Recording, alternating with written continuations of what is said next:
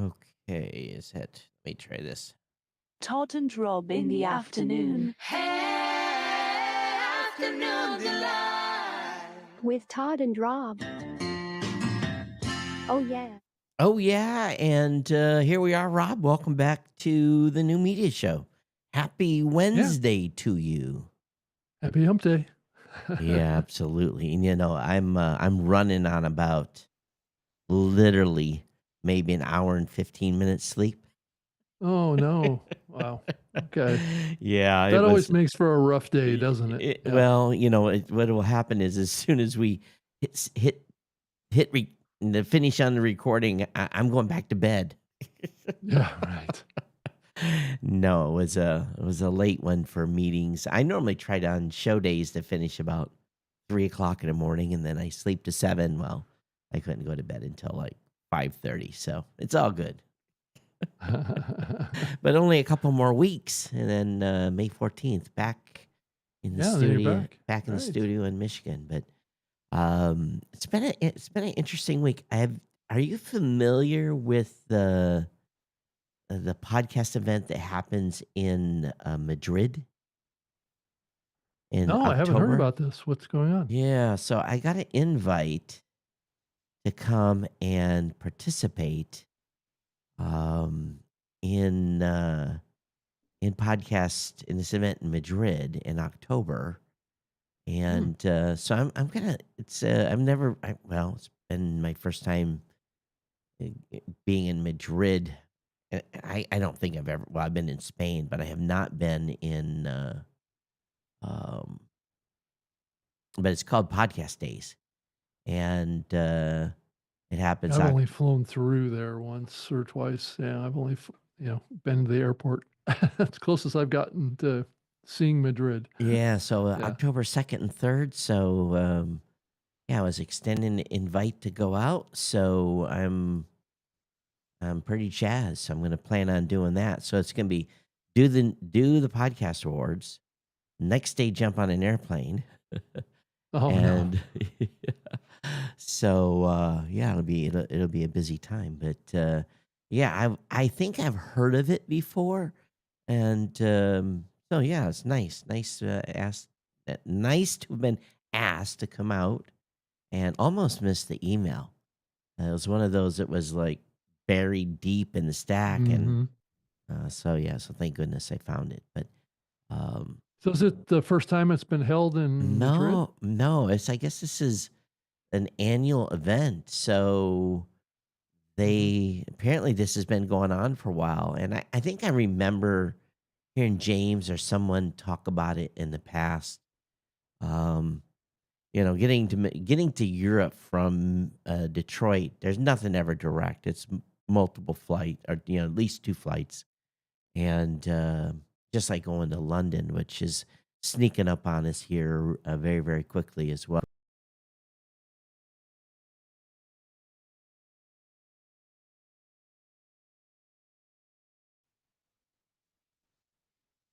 Yeah, I lost you there for a second. Yeah, I said two events across the pond, so should be good. We'll see. Yeah. It's a ways out for sure.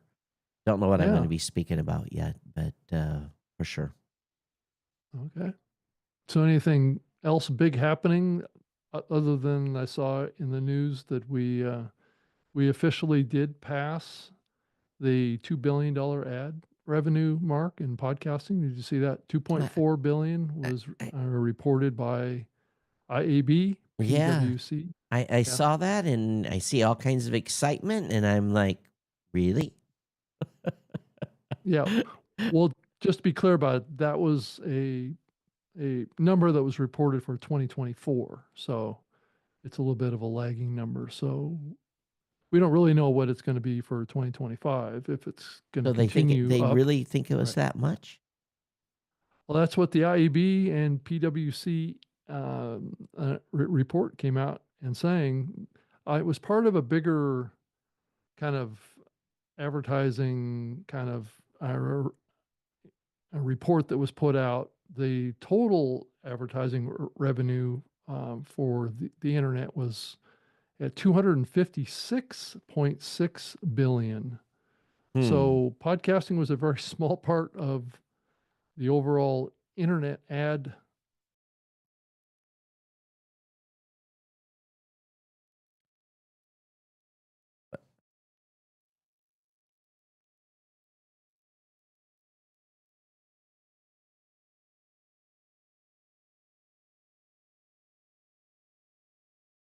And it gives 102 or almost 103 billion to search and about 74 billion to display advertising.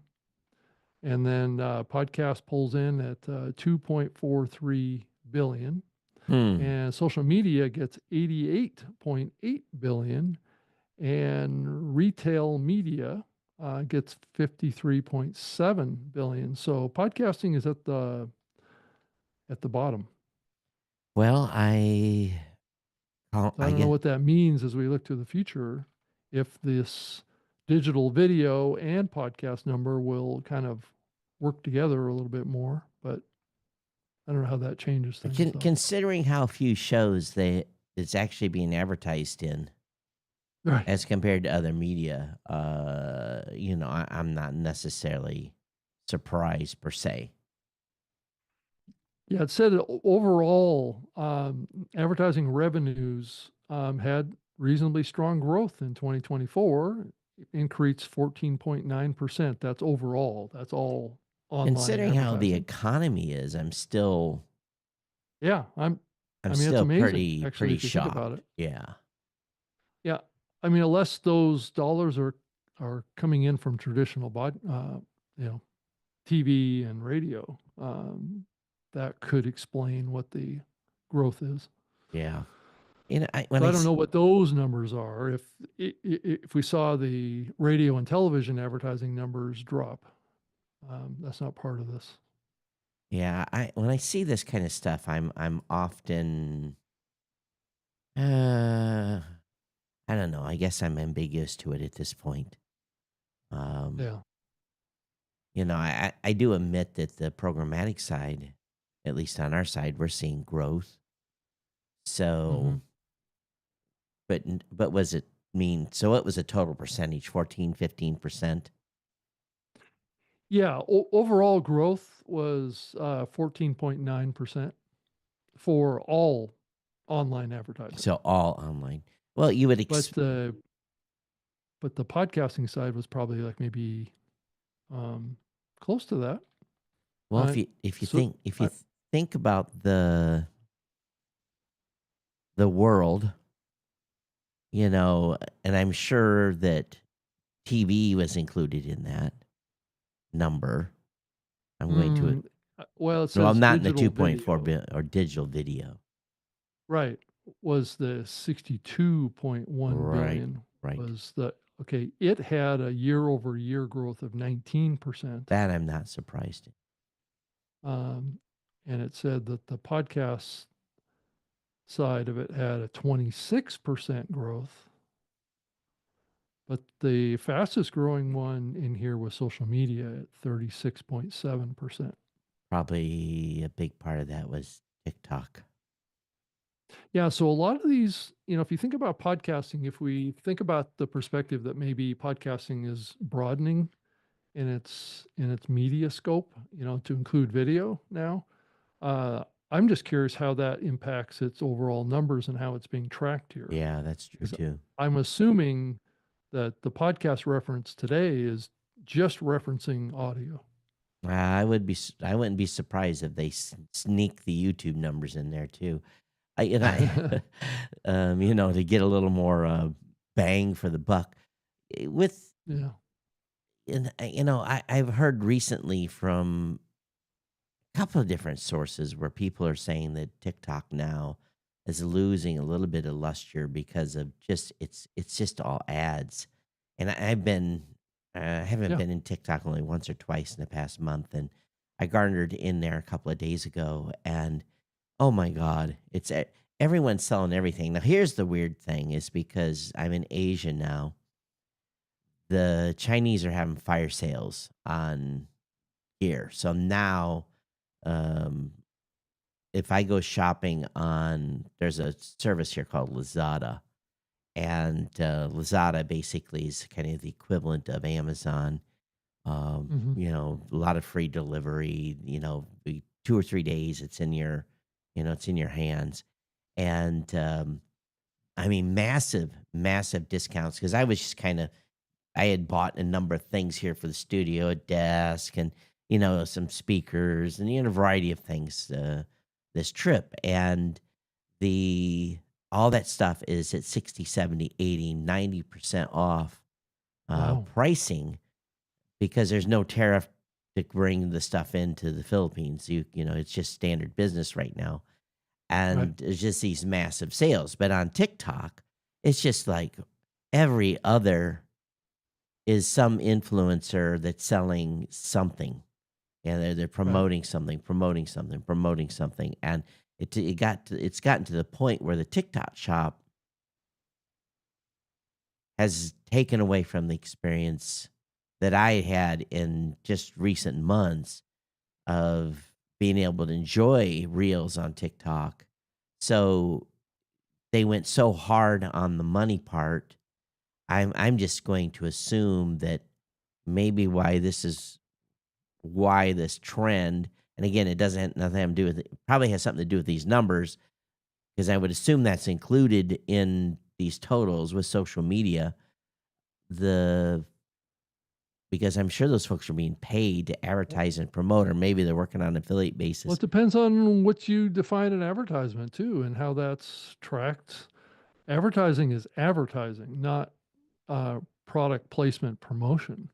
That could be thrown under the umbrella of Well, if advertising, they're I paying those suppose. people to promote, why wouldn't it be included as Well, there's a lot of people out there that are creating videos because they're trying to promote products in their own business, right? So well, they're basically this is stuff they're selling in the TikTok shop.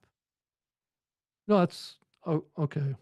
I I'm don't not know quite how sure. those deals There's kind work. of multiple things going on. There's individuals out there that are getting into almost like affiliate relationships with brands, and they're pitching those products and selling them. Now, I guess You, that could you, be you don't think that's considered an a ad, you don't think that's but it could be a content too. Could be content. you don't think those folks are being paid on Well, some of them could be, yes. But okay. I do think that there's multiple things going on in the market. I know there's whole platforms now that you can do live video Yeah, yeah, yeah. in vertical video, and the whole video is all about giving demonstrations of a particular maybe artwork Right, right, right, right. or product Yeah.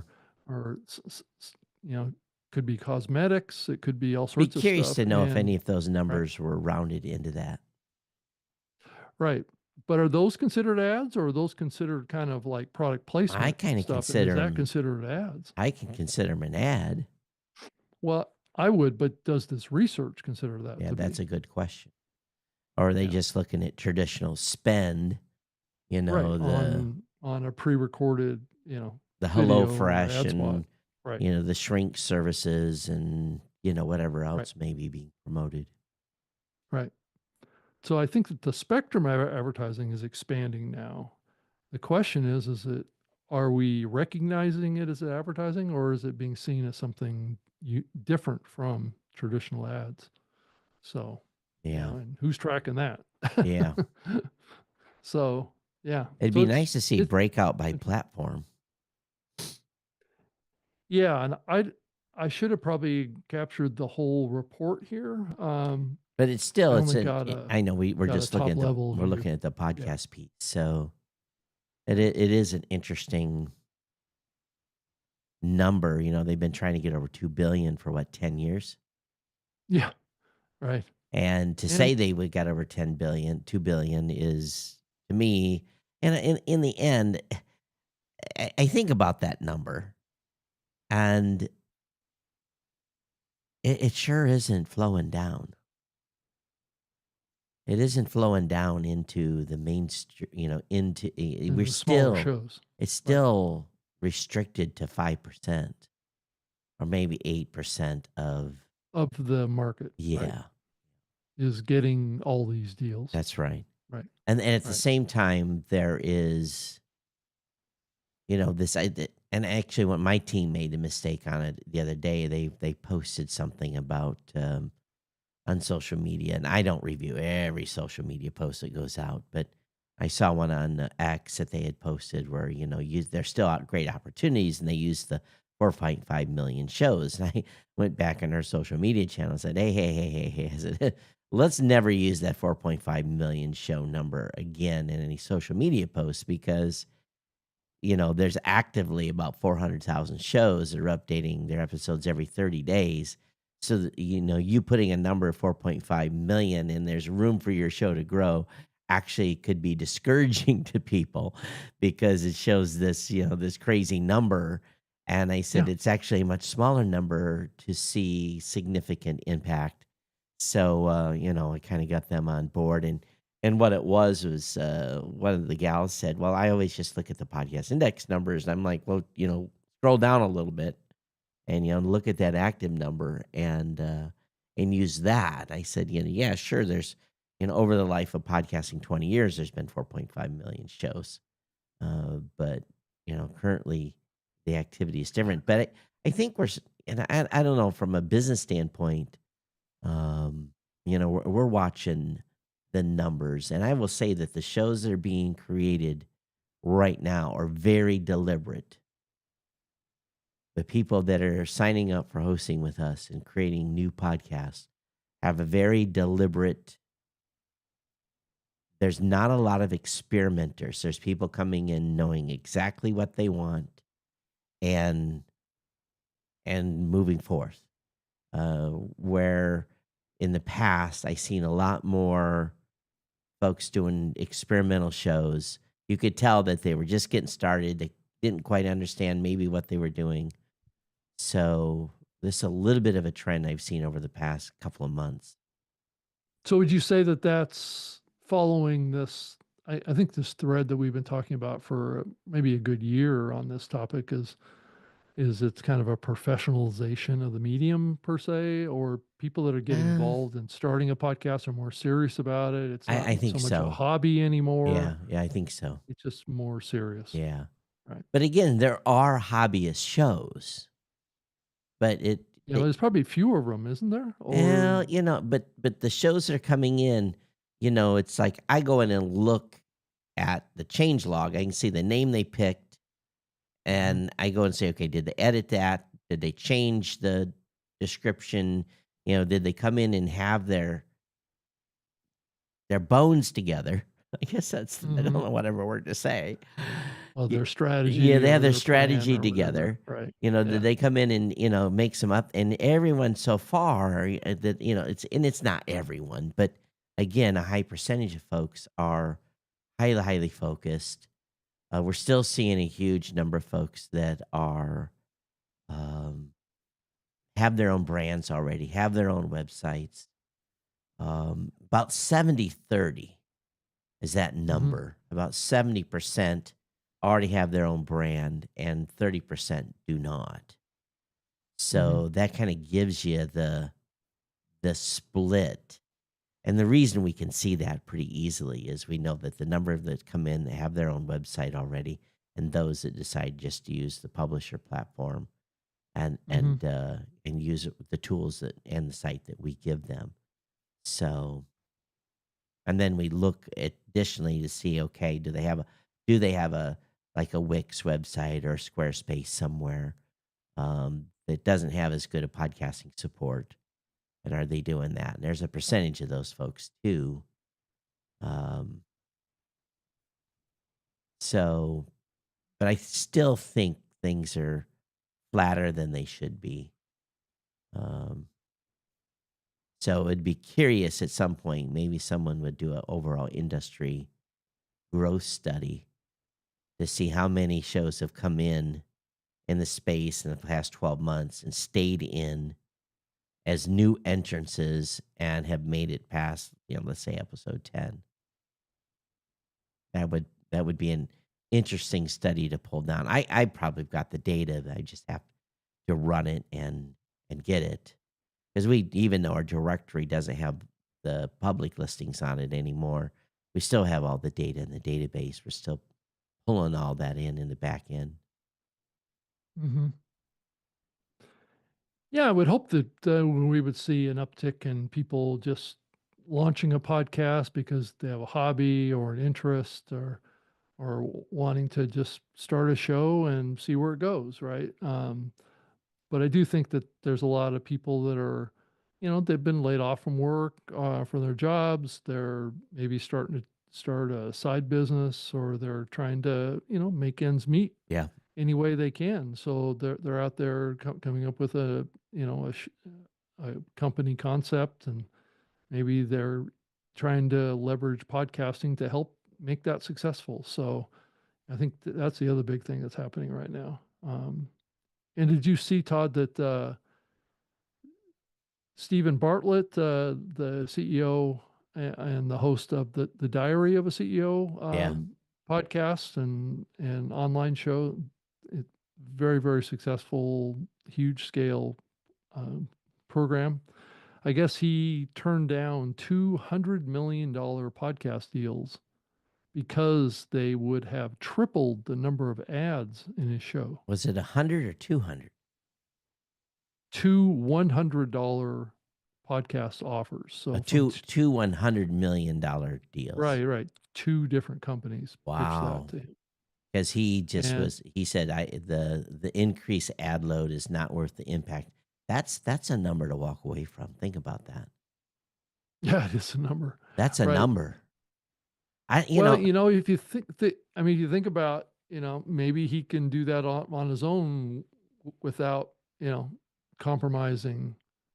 I don't know. I mean, it's a ethical decision that he made there, well, right? I think I applaud him for making the decision, but I'm thinking if I told Rob, come on now, I'm thinking about this, and $100 million. Oh, if that's for 1 year, I don't know about that. It doesn't say what the what the terms of term these things was, were, but it did say that they would have to increase the number of ads. So I don't know how many ads he has right now, but yeah. I've watched his show before, and I think he mainly only does host reads, Hmm. and I think he only has like maybe two or three in his And how long is his hour. program? Do you know? Oh, it's anywhere from an hour to an hour and a half.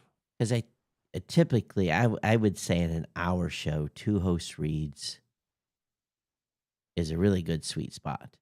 And then if you can go an hour and a half, a third would work without pissing the audience off too bad. But if you double that, yeah, that has an impact.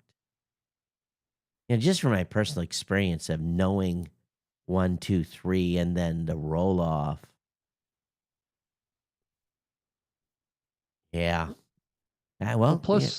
plus, he maybe thinking long term here, and thinking he can get to that same $100 million Yeah. number with the same amount of ads he's doing now. It's just Right. that the buys have to be better, right? And more, yeah, So right, and worth more, right. yeah, right. Yeah, I could see So, that for sure. and not compromising the experience of his audience, Right. because this guy's very detailed on analytical basis on doing certain things that have tested to work, right? Right. And he tinkers with things to see what doesn't work, but then he quickly adjusts to what does work. Yeah, he was the one Just that was measuring the CO2 in the room.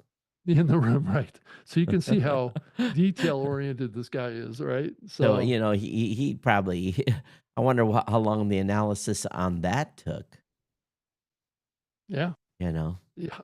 Well, I would say it's a very subjective analysis, Yeah. actually, because Yeah. I mean, how do you know that increasing the level of CO2 in the room would make a dramatic difference in the quality of Yeah. the guest? Um, I don't know how you would evaluate that. I can't even think of a way. Mm. I mean, the more you think about, I mean, it's funny to think about, right? And it just could be just maybe based on the level of oxygen in the room. It's kind of science based, probably, right? Where Yeah. where you can say if you're in a room with higher oxygen. I know that the radio industry did this for many years with their studios, where they would keep the studios of the radio station where the talent is at a certain temperature Right. because it kept them awake, right? Yeah. If you had Yeah. if the studio was too warm, the hosts would get like tired easier, and they would lose energy, and Well, that was the like quality of the that program was would like drop. me in Hawaii and, the in the doldrum days of summer and, Right. having the windows open and sweat would be running down my neck, and Yeah. there was no way I could run a fan or nothing. I would just suffer through the show. And if Yeah. you remember, we used to do the show in the morning, Yeah. and, I did it because, first of all, the lawnmowers and air, because I didn't have central air. Now Right. I'm spoiled. I've got central air here and in the studio in Michigan. So, those days of having to deal with a window being open are kind of gone. There was something I was going to share with you, and I don't want to get too much into the AI piece because I know people are tuning out recently when we start talking about AI, but there is I think I told you I paid for the pro version of ChatGPT, the $200 version. Yeah. So are you still on that? I'm still on it.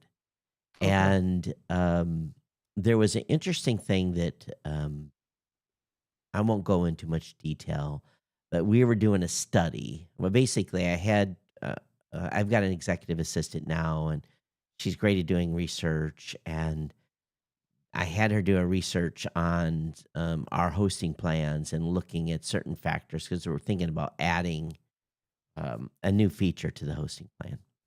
Mhm. And that report that she did, she combed the data and it basically gave me about a 7-page report. And so then I wanted to do a risk assessment.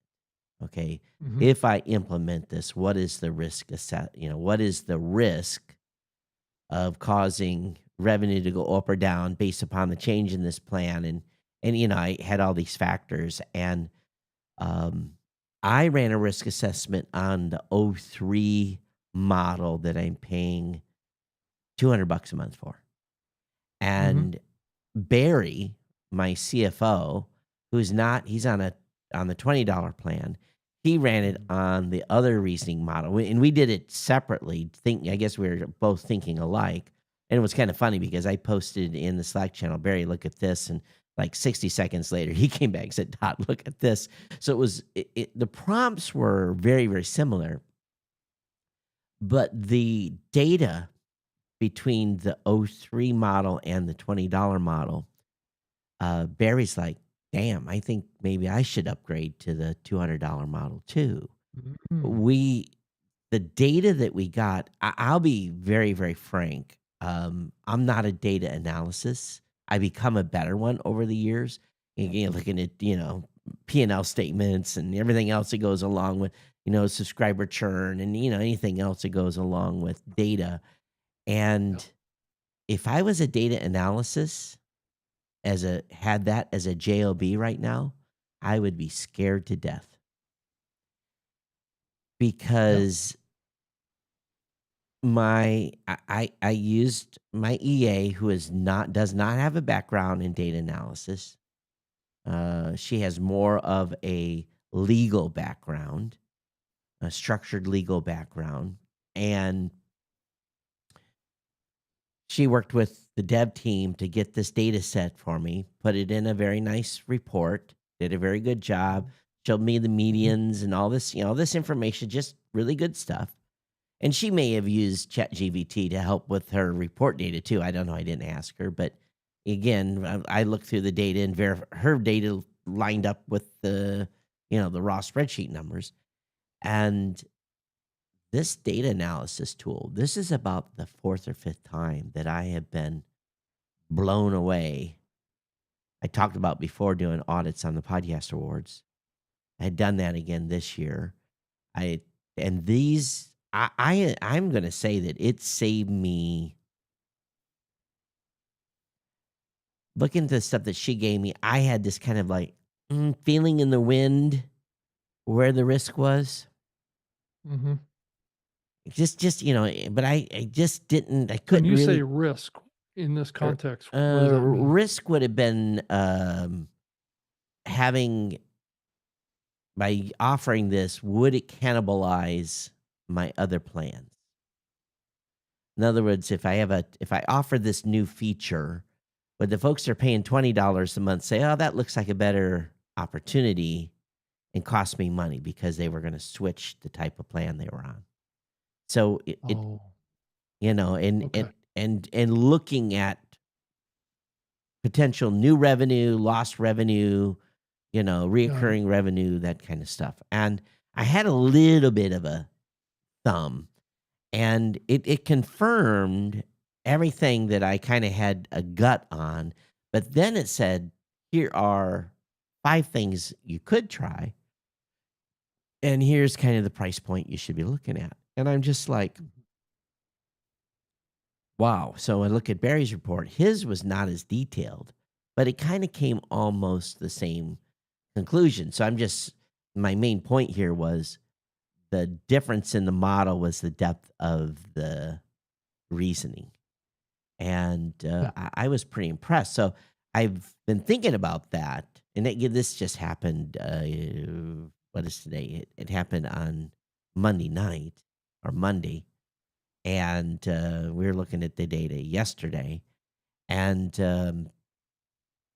the thing I'm looking at now is how can I use these reasoning models in podcast statistics? Now, what kind of data now can I start providing back to podcasters, and or what can podcasters just by pulling a download? Let's say they pull a spreadsheet of data, because every one of our reports and our podcast stats are available as a download, and usually comes out in a CSV. How can we use these reasoning tools to give podcasters better insights on stats? So now I'm thinking about, I got this and sometimes you look at your stats and you're kind of like, I kind of see a trend. You, Well, Todd, I mean, you're getting more and more data from each of these podcasts, right? Because you're pulling transcripts, you're able to look at the audience metrics. So, and got then all the that can, I and got then the actual kind of like play behavior of the episode as well. and for some show we've got demos Right. because they're running audience surveys. So we've got all of the key data. Pieces to Yeah. do an analysis on how that show is doing That's in right. ways that maybe it can be improved. Right. Right. Right. So, if you think about a holistic approach to it, it's very subjective, I still think, within the models now to look at a transcript and say, this is how you can improve the show. I think that's still a little. Well, it's got to be able to listen to the audio, not just read the words. Right. Right. And I And think it can't I don't think we're quite there yet. No, we're not. Right. We're not. But I don't think it's too far away. But at the same time, I've just been pretty blown away that the level. And again, I knew a year and a half ago, or maybe close to 2 years ago, a year and a half ago, that this data analysis function. And to be honest with you, I probably would have the report that it came up with. I probably would have spent. There's 5 pages. I probably would have spent 2 days on. Mhm. At least 2 days. And then there would have been a meeting, and we went over the data, and there would have been this back and forth. Mhm. And because I had the raw, I had the true, I had pulled the stuff from the database and had a true data set that I could work from. I could go back to the report and say, okay, the analysis said this. Yeah, that matches that. The analysis said that. Yeah, I can see how it's got its. So I was able to do a QA of the conclusion. It Right. is as if a data analysis had went to I had a master's degree, maybe not master's degree, maybe a bachelor's degree data analysis had come to me and said, Todd, here's the two pieces of data. And if I'd have been given this data from a data analysis, this 5-page report, and the combined data from my I'd have still went and done the back and forth validation of that data. I would have seen how, okay, here's the raw. How did you come to this conclusion? Does this make Mhm. sense? I'd have still done that QA of Yeah. the output. So I didn't take this data as a. So to me, I'm thinking as we move forward, there's a lot of stuff we're going to be able to do for podcasters too. And there's stuff they can do for themselves right now. Just by you don't need Todd to do this. So if you're wondering what's going on with the trajectory of your show, you've got all this stuff already. You got all your show titles, you've got your descriptions.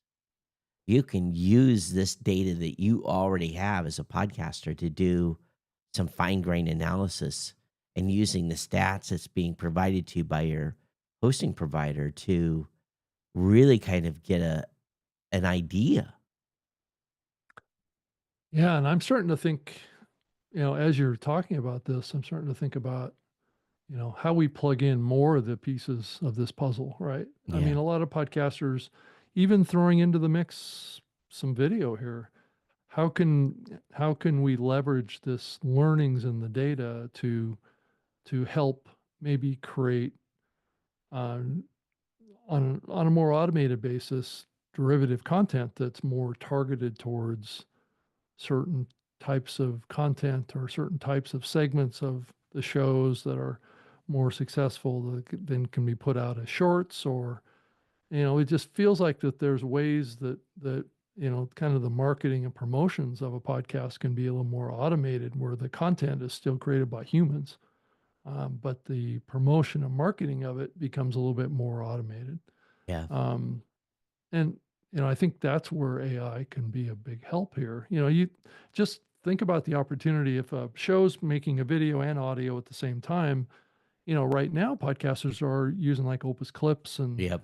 a bunch of different platforms to generate these short form content. Well, how powerful would it be if you could integrate the kind of learnings of your shows, maybe AI agent or whatever that knows your show at a deep level and the audience and what engages with the audience, and it can take that information and project it onto creating um, derivative content, right? That's still human, right? Yeah. It's still voiced by you, the video still of you, but it it takes that existing media and formulates it in a way that can help drive audience to Especially your show based, right? especially if like you can imagine the advantage that Opus Clip would have if they knew what the drop off points in content.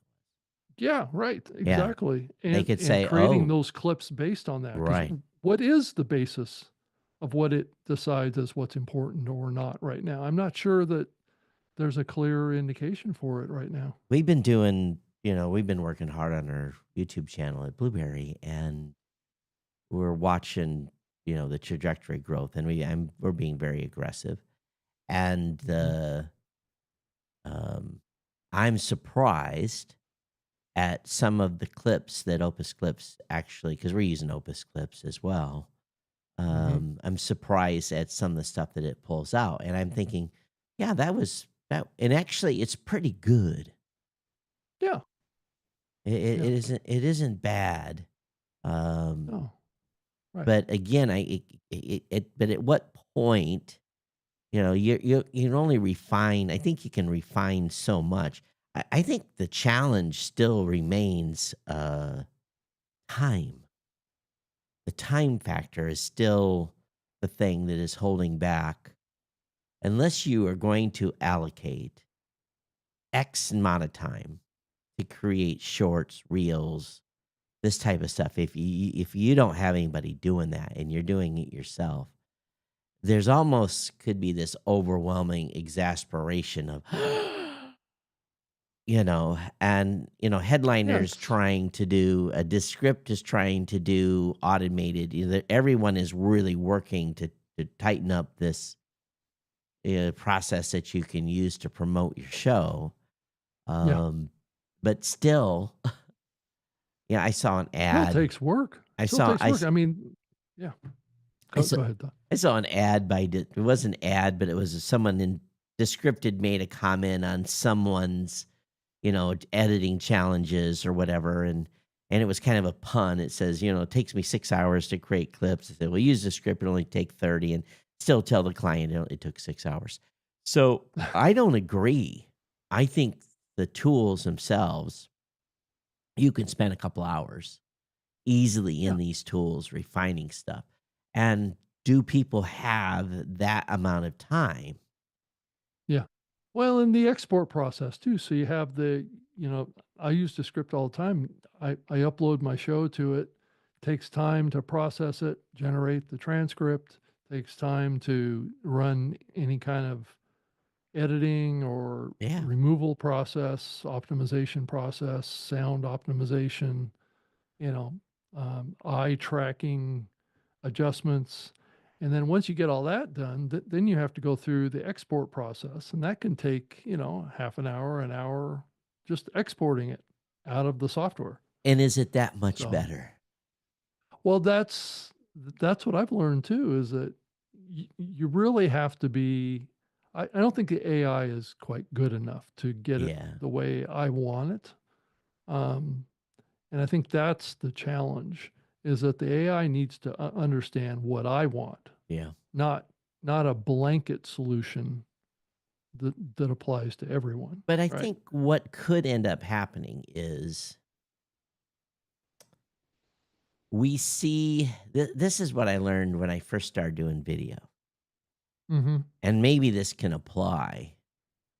I learned that I had to be a little bit better prepared. Of course, this show we never prepare. You do some prep now for us, but we Yeah. used to never do any preparation. Well, And now it's important to have some topics that yeah, that you can use to promote. yeah, Where in the past, when we were doing this show many years ago, we just showed up. yeah. We almost never pre-promoted the No, show, no, no. So, right? so if you understand what the script or any other tool is doing, and it says, "Oh, it's adjusting my eye tracking." Okay, Yeah, well, I need to be looking at the camera more. It's adjusting just look at the camera more. whatever things that whatever the things it's doing that thinks you the things it thinks you should be doing. You can use that to improve your actual audio and video. You take those lessons that it's doing and improve yourself. And Yeah, but then you're making the tool irrelevant, Todd. that's right. Fantastic. Yeah, right. Hence why I don't edit the show. Yeah, right. Though there's a lot of people out there that would disagree with that ideology Well, now, that's Todd. great. I'm still Yeah, podcasting in 20 plus years, yeah, right. Yeah. and I still have a life, and I'm not paying no one to edit. Right. Well, So, I think at times you do need to do some editing. I think it's maybe not entirely accurate to say that we never do any well, editing. I edited last week when we lost the audio for Right, 60 right. It's more seconds. to do with if there's large kind of problems with the Yeah, recording. Right. yeah. Right. So, So, speaking of which, yeah. I've continued to tweak things here, Yeah. and Okay, good. I've learned. Here's the two weak points in doing what I'm doing now, in using OBS and using the Roadcaster. For fucking love of God, can Roadcaster fix this intermittent dropout of the connection? The USB just drops and then it reconnects. Can they fix this? Can they get this so that this thing is persistent and doesn't drop? Number one, there's some magic hocus pocus thing that happens because every once in a while I hear click, click, and it comes back. I've Oh, learned not to reboot the Roadcaster now. I was rebooting it every day. Now, oh. once it's connected, don't touch it. So you're using the Duo? Is that the one you're It's a using? The I'm newer one? using the Duo. Right. Okay. So, for the love of God, figure out how that thing goes. And then, face cam, I've Yeah. learned that if you're running the face cam software, it has a tendency to interrupt the video flow at times. So, the key with face cam that I've learned is you get all your settings set and you save the profile and you close that stupid program because it has a tendency to all of a sudden say and Oh. freeze Oh. you, Oh no. and you have to restart this. You don't have to start the webcam. You have to restart the software. So I'm Yeah. sitting here on bated breath. I've been watching everything today. Make sure I don't freeze. So that's number 2. And number 3, OBS is got I call it a 10 show learning curve. Yeah, it does. Yeah. I agree. And I've got it now where CPU usage is like 5%. I'm recording in H.264. I'm using the Mac hardware to Right. do the recording and not doing software recording. And that seems, quote unquote, to be kind of the magic combination. And audio can be. I'll be honest with you. I miss my TriCaster because not that we don't have problems with it, but it's fewer issues because everything is physically wired. Right. Well, plus these Rodecaster Pros have a lot of built-in software in them. Yeah. You know, they're almost like a computer of themselves, right? Well, they So are. Yeah. yeah, I mean they've got normalization, equalizer capability, compression, all Yeah. that stuff built into it. I know I'm running it right now Yeah. Me too. on my audio. Right. But for the love of So and it seems it's like I look at these cables sitting over here because I did a big cable cleanup because there was stuff behind the desk. It mhm, just looked horrible, and I'm just like tiptoeing around on this USB connection. mhm. One thing that Mac could do is give us a couple of more USB-Cs. Come Yeah. on. Come on. Don't be so stingy on the damn connections. Because I'm running a USB, I have a USB-C hub, and I have a regular USB hub just because I don't have enough Yeah. stupid plugins. Now, that's the advantage of Windows. Windows definitely has a much stronger USB reliability. Yeah, my both of my desktops have a couple of USB C plugs Yeah. on the front of them too. Well, this has 2. The Mac Mini has 2, Yeah, but plus plenty of regular right. USB plugs And too. they're solid. They don't get wonky and disconnect, and there's enough power or Yeah. whatever's required. Yep. And it literally feels like of course I switched everything from the MacBook Pro to the Mac Mini. I've got everything pretty much if I don't breathe on it too hard. Yeah, But I'm pretty locked into desktops again. interesting. I just don't travel that much. I'm not on the road, so I Yeah. don't really need to have a laptop. So But I mean, the I have a Surface Pro, yeah. but But this Mini does it's an incredible computer for the money. I'll never own an iMac or anything ever again. There's just mhm. no need. And if I want to spend money, I'll buy a Mac Mini Pro. If I Yeah, that's a really good want point. if I really want to boost stuff up. Um and have a more powerful machine. But still, even that machine has, not as many USB ports as one would want. Mm-hmm. So, but I'll say one thing: it's the TriCaster runs on Windows and run on Yeah. Windows forever. And knock on, of course, I'm going to go home and everything will have failed, being cold iron for 2 months. But um, so if and I'm doing this for years, so I have a little bit of experience. For new people, I think it could be a bit overwhelming. Yeah, didn't I think I saw a TriCaster came out with a brand new model. I think Oh yeah, they do, and that I'm they not. just I'm not. announced. I'm not upgrading. Yeah, I would imagine you're not. I can imagine that the newer ones are really expensive. Um, they're going more to software based. It's Oh, okay. because Kind of of like the Roadcaster has to some well, they're degree, right? basically doing what OBS does is because everything now with NDI and all that's Right. you don't need like a matter of fact, all my cameras at home run on NDI, so that they have a SDI backup plugin, but I run on the network. Mhm. So yeah, I'm sure the upgrade is still pricey, but they still have a piece of hardware that does that software, and it's Right. that It's TriCaster's been software anyway with just hard inputs. yeah. So great audio card, great video inputs.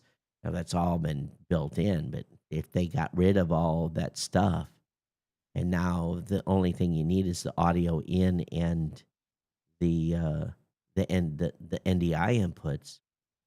You don't need all that fancy SDI stuff anymore. So they probably wrote their own operating system, do you think? Well, they just continued with the operating system they had, and then they just dumbed down the box and not needing the SDI inputs. I haven't looked at Oh, the new hardware in detail, but it's always been software based with great hardware. That's right. the key. Right. It's Well, the you gotta have combination. I mean, you have to have a good GPU in there. Right. So But to stream now, I don't even want to try multiple cameras on this thing. This thing would choke. Um, so, but again, I think I would be curious to see what some of these folks now are running when they're running multiple cams. Some of these gamers and stuff that are running multiple, they're using Elgato Stream Deck and stuff like that to switch. And I'd be curious to see more behind the scenes on hardware, because I'm sure there's a dozen YouTube videos out there I probably should have reviewed, but I never did. well, I would say that the probably one of the most popular ones is the ATEM Mini and the Yeah, ATEM Pro. yeah, I'd say from Black those are the Magic. two most popular, but there's a bunch of them out there now that you can get. They're in like a tablet form factor Yeah. that can take up to like 4 high-end 4K cameras, that kind of stuff. So I had to giggle Mm. though. I was on Facebook and I saw oh God, I'm pulling a brain fart here. Uh, sounds profitable. Tom Webster, and he had a picture of his kit, and he's talking about Oh, yeah. his audio. And I said, "Oh, look at you, Mister Tom Webster. Look at the interfaces you're running. So, good job, very good job.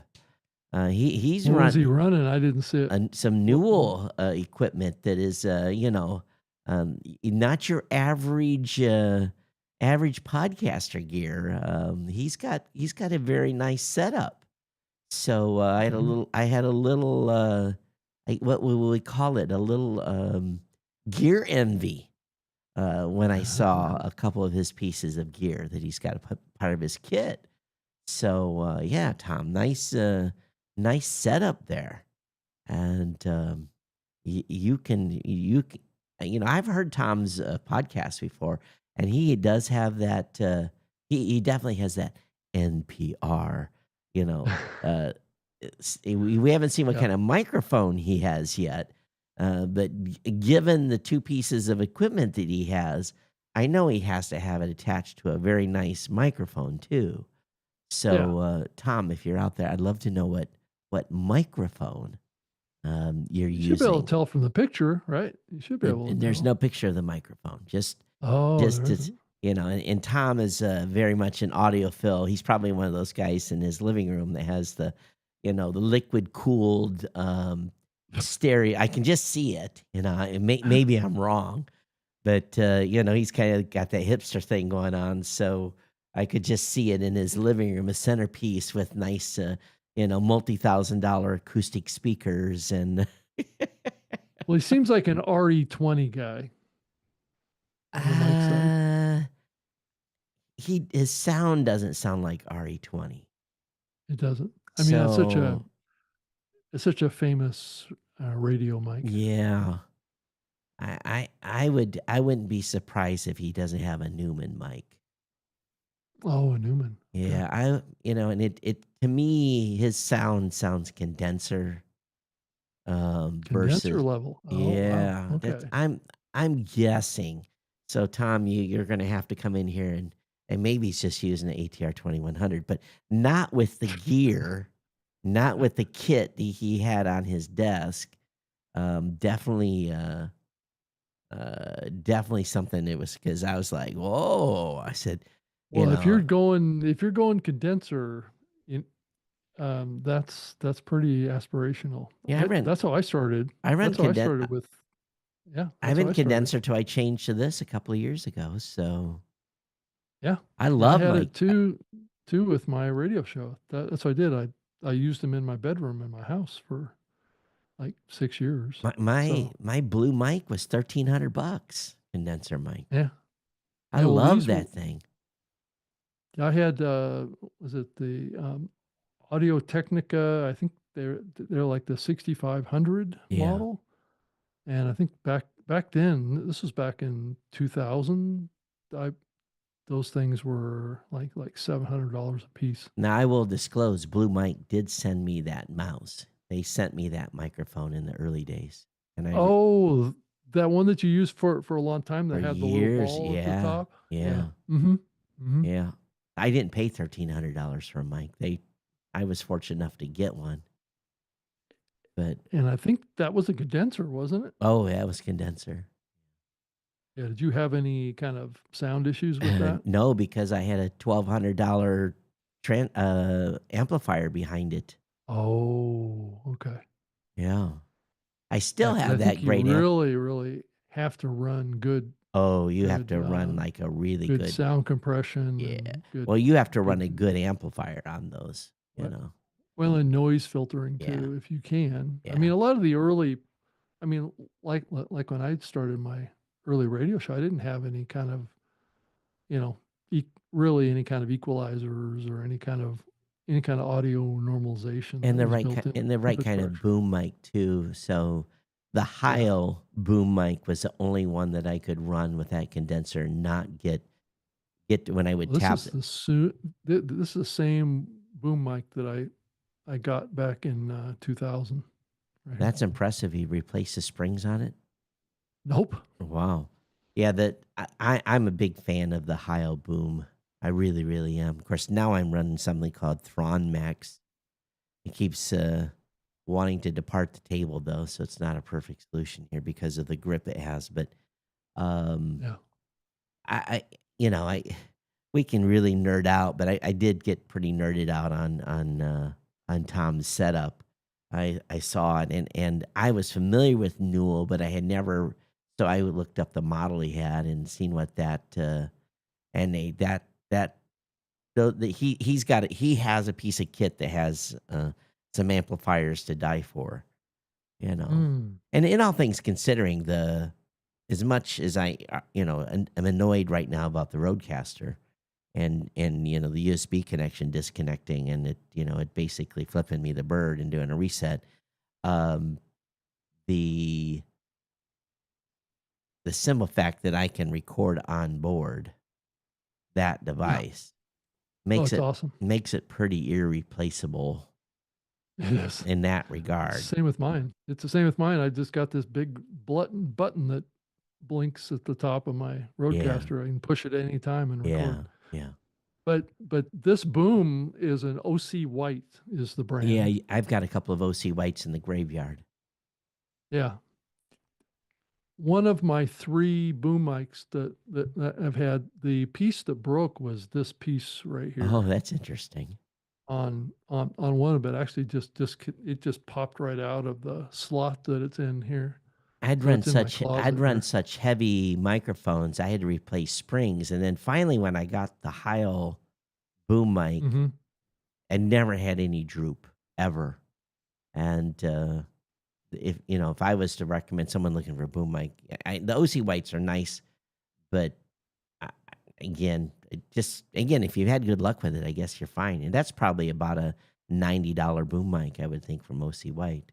The the Well, Heil, I paid over $100 for it when I probably at bought the it time. back in 2000. Yeah, the price hasn't So changed much in that many it years. hasn't. No. Well, then that probably means that the quality's gone down probably a little bit. Well, like I said, You can't have the same quality for the one I for the had, same price, right? I had to order replacement springs, and it just got pretty Right. irritating. And then someone said, "Oh, get a Heil. They never droop."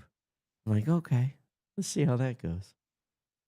Yeah, and I've had this microphone here, the Shure mic, since I think I bought it in 2009. This mic here is, I think, your Shure mic I bought off you. No, I bought that. What did I Yeah. buy off you? I bought it. Well, yeah, I sent you that, and you bought me the MV7, That's right. which is behind me on the shelf back Yeah, here. we did a swapperoo of sorts Yeah, because I yeah. So I needed. sent you my Yeah. old Shure Yeah, SM7B. that's this Yeah, I one, had right? 3 of them. This is it right here. Yeah, so I had 3 of them, but I don't need 3. Yeah, So, yeah. So I have but I wanted to try out the MV7 because it was more of like a portable mic I have the I could take on the MV7 road. on my desk in Michigan. Oh, you did? So Yeah. that's used if I'm going to do like we've been recording at courses and stuff like that. I don't go to so here, Yeah. I actually did the same thing. I have a teleprompter here too, an Elgato teleprompter. That Hmm. amazingly it fits right on, attaches right to my monitor. My monitor has a little place where they knew creators would hook cameras and stuff to. It's beautiful. So Yeah. all I gotta do is tilt it down, and I've got a teleprompter in front of me. So both of these mics are a real testament to the longevity of the Shure Yeah, sure line. SM7B, Yeah, right? So I don't know if that the new ones have the same build quality that these have, but these are a good 15-year-old mics. we had 4 or 5 Shure SMB7s in the studio in Columbus when we had the office Mhm. in the studio in there, which we never fully exploited. And I sent those microphones home with team members. So Mike has one, Dave has one, Mackenzie has one. So we've got team members that have those SMB7s because of the office closure. So Right. everyone's using the same microphones. Hmm. Well, I would say that these mics are the most popular Yeah, podcast microphones in the world now. yeah. Everybody's You using see it. them a lot. Yeah, even the biggest podcasters in the world use these. Yeah. I have a PR40, and I have a low serial number PR40 that Oh, I you got do. in 2005, and it sits on my shelf. If I Those have was, really dropped off in popularity. but Yeah. it never was good for my voice, so I never used it. Yeah. If I'd have known, the PR30 actually matches my voice, so um, I should have had a PR. I probably would have still be on a PR30 if I'd have had that to begin with, but the PR40 just did not agree. Believe it or not, I have a Rode NTK in a box too. Some of the stuff I Mhm. should sell. That's not a cheap microphone. It's the green one. Yeah. That big monster, heavy. Yeah, I've been through my share of microphones and money spent, Oh yeah. Yeah. I have too. but Yeah. Lots of and stuff. here we are now. We're jury rigging stuff, and I'm worrying about USB drops. That's one Yeah. thing you just had to worry about. Cranky. That's still my issue in Michigan. When I have audio trouble, it's usually a pot that has gotten stuck, and I have to go and sweep it to sweep the pot to make it so it's not cracking anymore. Mm-hmm. So yeah, all this stuff gives us trouble. But So Todd, did you hear the quote that was quoted on an earnings call um, for Netflix and earlier? well, they made some podcast reference, right? Well, yeah. What you have in the show notes there is the exact quote from I, the person that was on the earnings call for Netflix, and exactly what he said. So why don't you read it? Um, well, he said, well, the question was asked of, I think it was the CEO, I think of the company, I think, or the president or whoever, I'm not quite sure who it was. But the question was, do you think video podcasts could perform well as a category on Netflix? That was the question. And the answer was, so we're constantly looking at all different types of content and content creators. The lines between podcast and talk shows are getting pretty blurry. Oh, So we want to work with um, great creators across all kinds of media that consumers love. And podcasts, to your point, have become a lot more video forward. I'm not quite sure what that video forward is um, implied to mean, but it's becoming a bigger component, I guess, of podcasting. And then he goes on to say, today we actually produce a lot of podcasts ourselves. hmm. This is Netflix talking. Part of our kind of publicity and publishing efforts. So they're doing it in support, I think, of other things Yeah, that they're other other series programs, that they're right? doing. Yep. Right. So some are really show specific, like Squid Games and The Diplomat. Some are genre focused. Some are talent focused. We have a great one called You Can't Make This Up, all about Netflix documents, or not documents, Documentaries. uh, documentaries, right? And they they live everywhere podcasts live today. But as the popularity of video podcasts grows, I suspect you'll see some of them find their way onto Netflix. So Hmm. you know, he's not like he's coming out and saying that they're going to add a video podcast directory Right, to right. Netflix, right? I think it's going to be kind of one-off type opportunities, probably with certain types of genres of content. I would imagine he's not being very specific, but Netflix has been playing around the edges with podcasting for many years now. I know that they hired a woman who used to work for Apple Podcasts, to be their head of podcasts for a while. I don't believe that she works there anymore, but so they've been kind of nibbling at the edges of this for many years now. So we'll see with this new focus around video and podcasting, and maybe there's some creators out there that maybe loosely fit with the definition of what a podcast is that might be good candidates for them. I don't know. We'll see. Well, HBO did for a while. Of course, whatever they Yeah. called now, Max or whatever they're called. Well, I mean, for many years, I worked with HBO on getting their first full video episode of a new series up on their podcast feed, and I would feature that in the Zune software platform just prior to them launching a new series on HBO. So there's been Probably their most efforts like that in the successful one past, was their Westworld wrap up podcast. They had a right? So I can see like a Netflix doing something like that potentially, right? Yeah, Putting out the first full episode of a particular new series that they want to promote out on YouTube or in Spotify or in, some of these other I would platforms be to shocked build if they some. did that. Well, but they do. I mean, HBO has done it with, and they're a very similar type of platform. And you don't really hear that much about HBO too much anymore. Um, or I'm just out of touch with Well, it. it's I'm just not quite sure. it's been renamed 3 times, and they can't figure out what the hell they're doing over Yeah. So yeah, yeah. So anyway, that may be on the horizon here as part of this kind of move towards video that we're seeing in the space.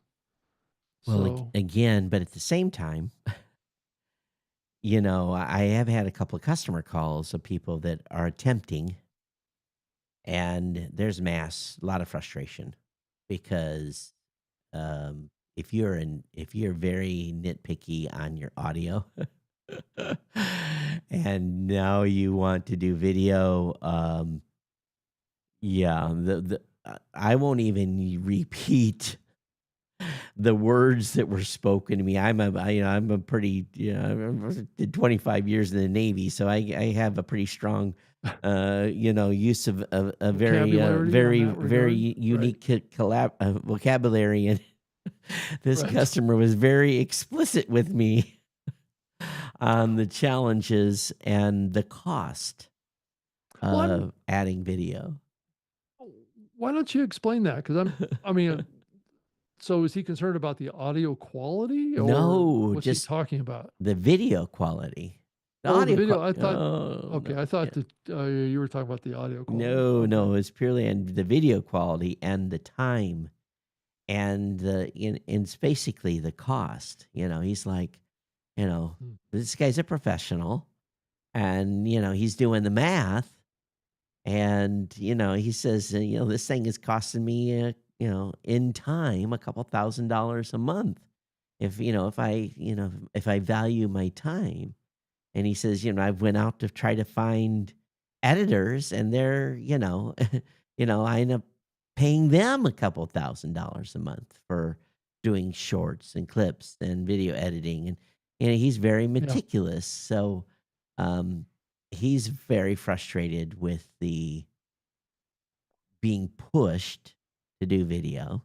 He feels he's being pushed and the cost to do it.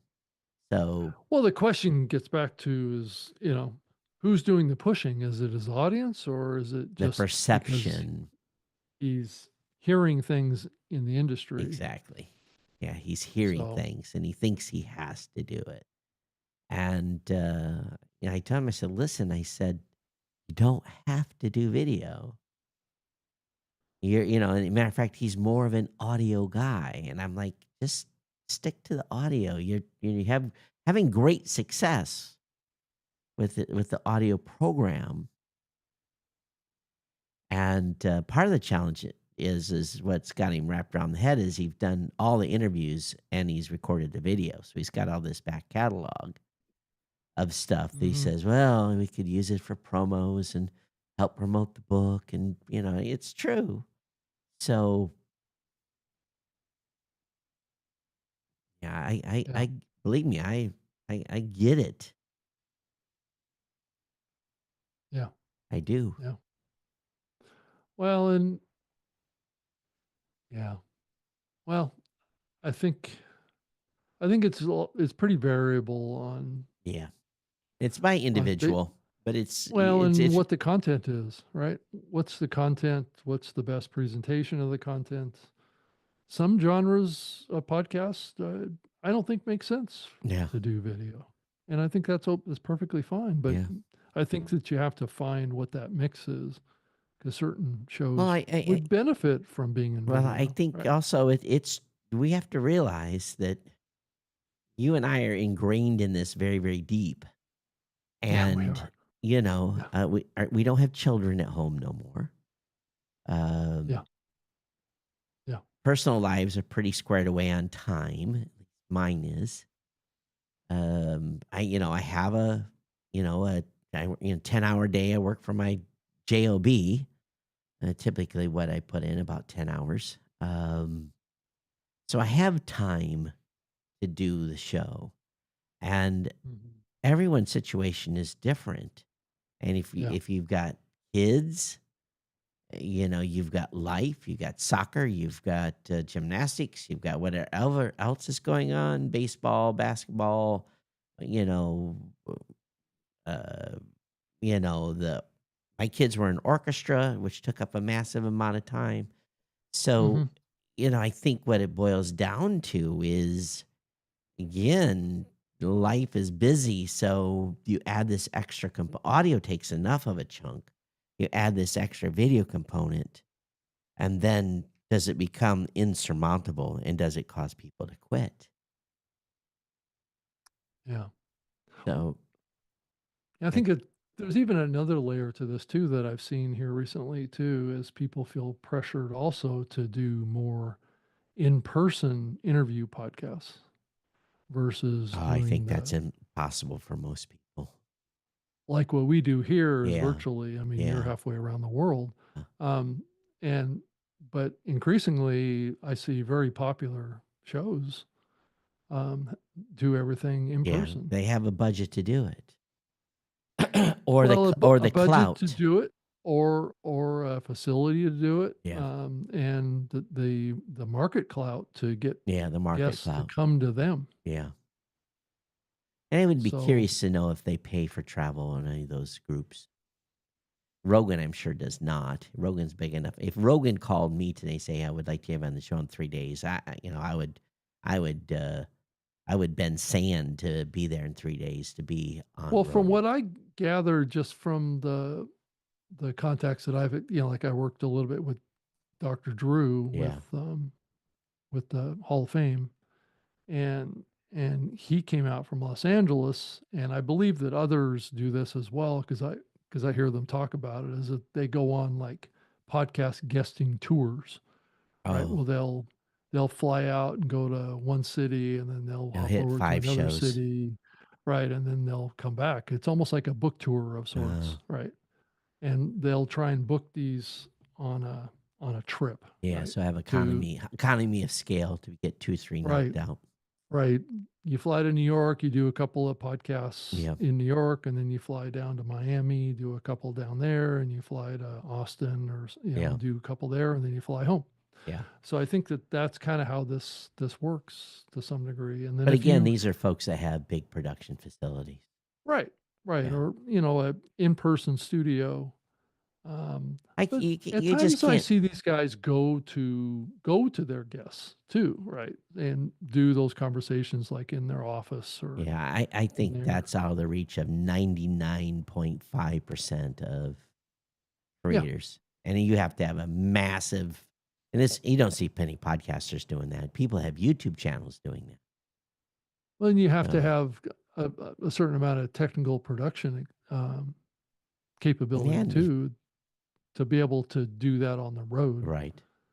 um, to bring all your gear out, bring out all your equipment, especially if it's a multi-camera shoot.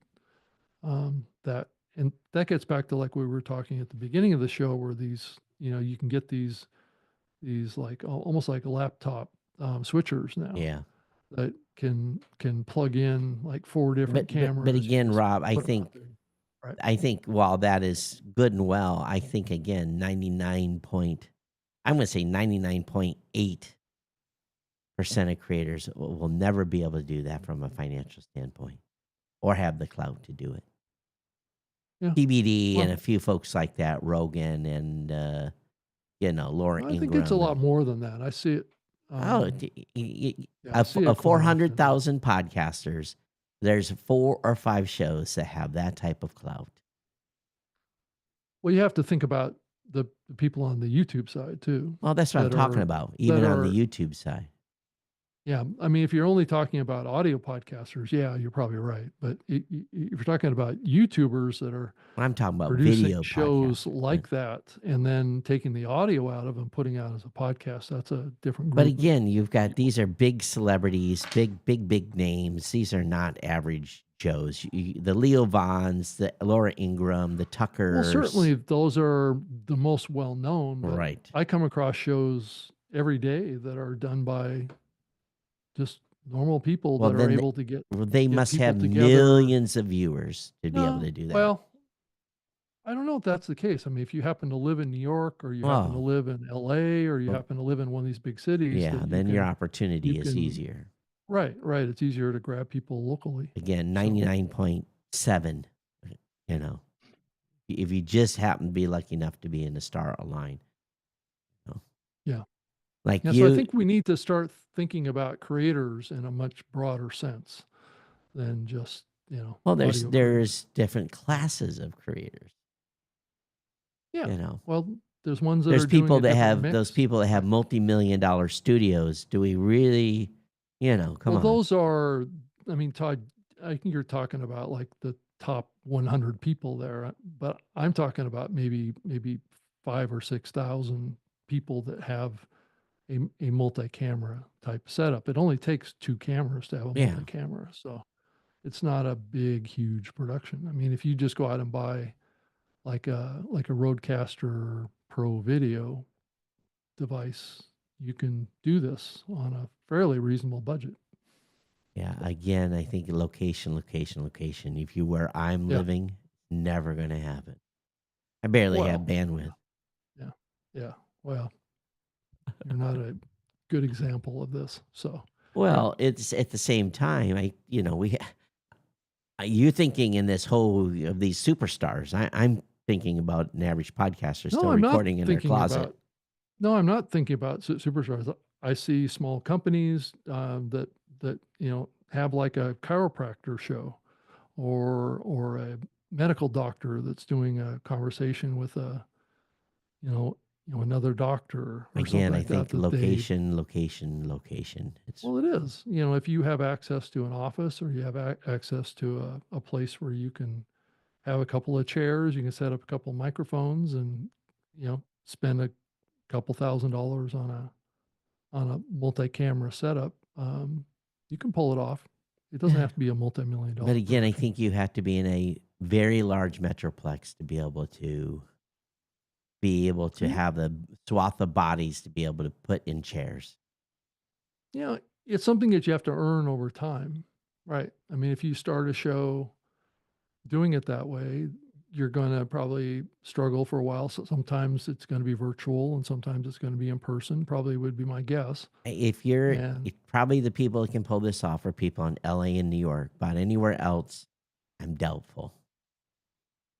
well, I don't know. I see it happening all over the country if you watch a lot of Then different types what of what channels on size YouTube. what size are those cities that they're in though? They don't always say what city that they're in, so I don't know.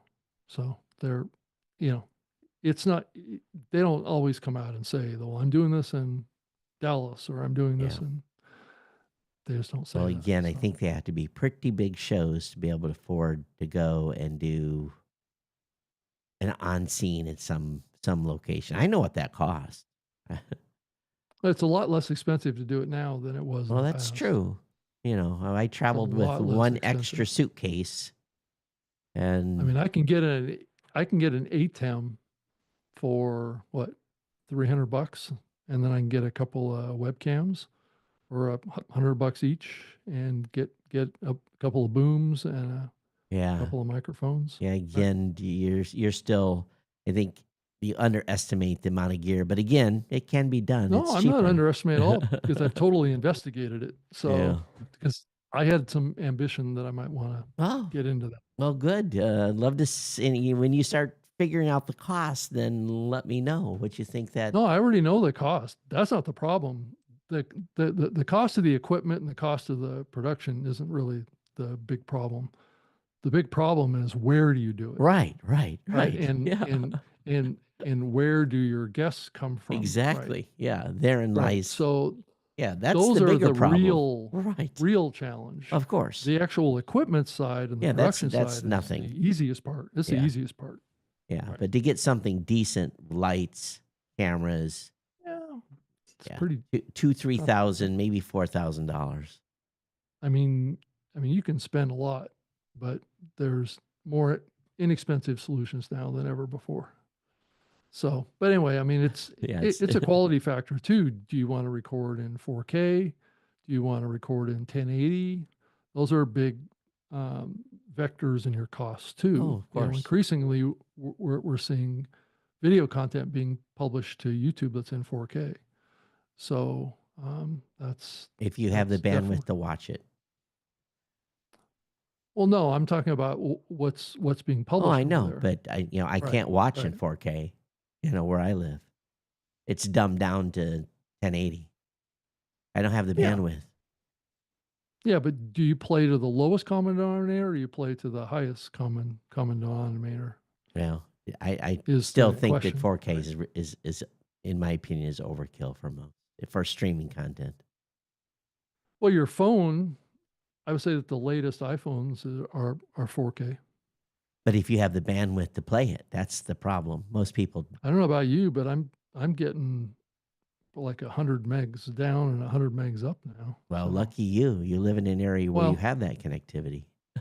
yeah, I think my last speed test with Xfinity here in my house was, I think 300 up, 400 up, and 300 Yeah, down, I think. where I live, maybe 3 megs up, 3 megs down, Yeah, maybe. well, I mean, it's a different, I mean, you're in a completely different country. So, right.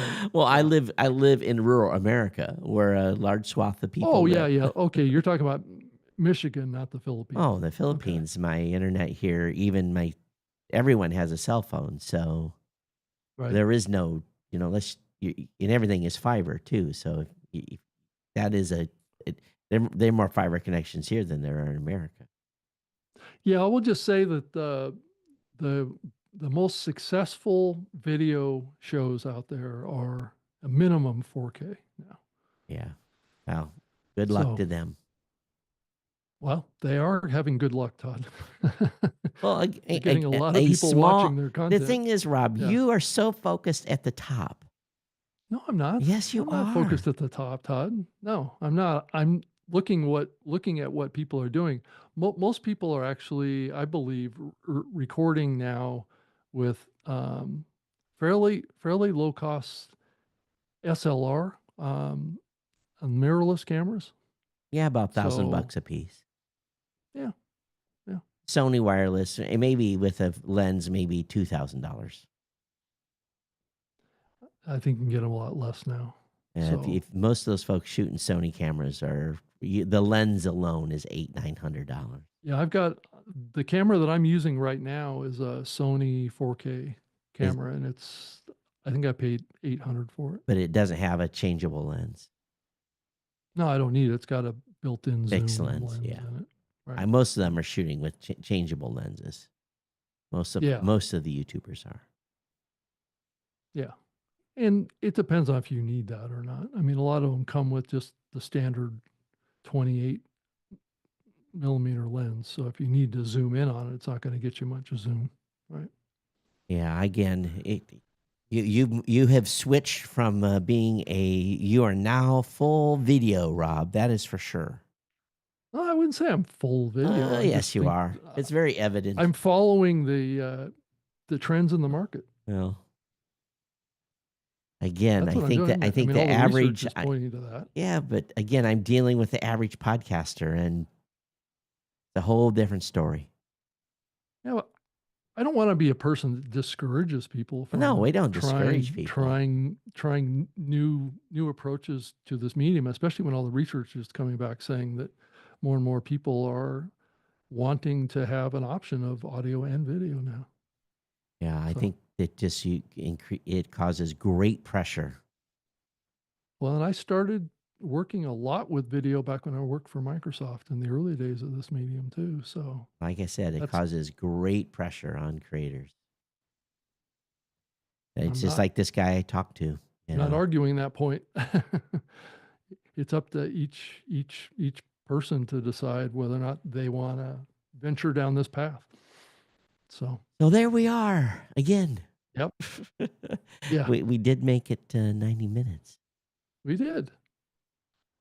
You know, we didn't really talk about the Podscribe publisher ranker, which I Yeah, thought was, this stuff makes me kind of roll my eyes a little bit.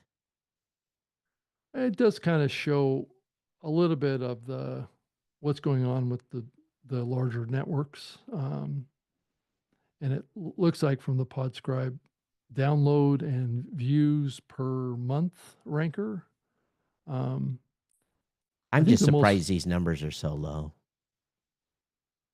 yeah, well, it's not complete, right? And then the ad load number is the one that I always focus on here too. So if you look at Spotify, the average ad load is 5%. Wondery, it's 13%. Rogan is Sirius XM, 5%. Oh, 5% of total content. Oh, I believe yeah, that. yeah. And then on Wondery is 13% ad load. Insane. Acast is 7%. iHeart is 16%.